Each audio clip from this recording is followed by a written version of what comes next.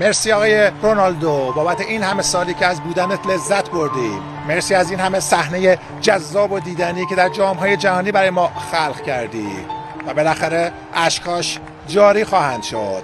جاش خالی خواهد بود در عرصه رقابت‌های ملی، در جام‌های جهانی. شایسته تقدیره، شایسته تحسینه. اونایی که دوستش دارن دیوانه‌وار، عاشقانه براش هورا میکشن، باهاش اشک میریزن. خیلی الان دارن تو همین کشور خودمون تو ایران دارن اشک میریزن با اشکای رونالدو. و حتی اونایی که دوستش ندارن، اونایی که هوادار مسی هستن، کلاهشون رو به نشان احترام باید براش بردارن، چون حضور رونالدو باعث شد که مسی بشه. جنگندگیش، تلاشش، سخت کوشیش واقعا شایسته تحسینه.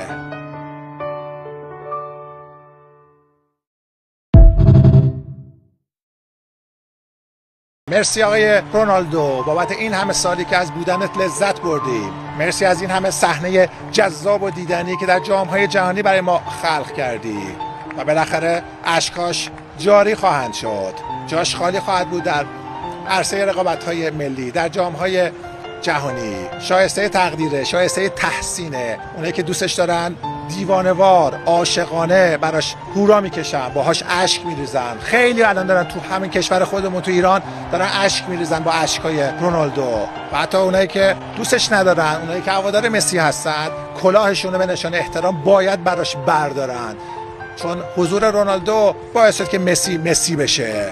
جنگندگیش، تلاشش، سخت کوشیش واقعا شایسته تحسینه.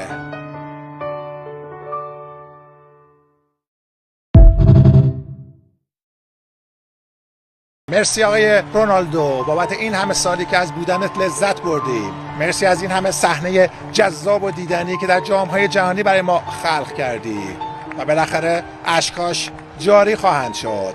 جاش خالی خواهد بود در عرصه رقابت‌های ملی، در جام‌های جهانی. شایسته تقدیره، شایسته تحسینه. اونایی که دوستش دارن دیوانه‌وار، عاشقانه براش هورا میکشن، باهاش اشک میریزن. خیلی الان دارن تو همین کشور خودمون تو ایران دارن اشک میریزن با اشکای رونالدو. و حتی اونایی که دوستش ندارن، اونایی که هوادار مسی هستن، کلاهشون رو به نشان احترام باید براش بردارن، چون حضور رونالدو باعث شد که مسی بشه. جنگندگیش، تلاشش، سخت کوشیش واقعا شایسته تحسینه.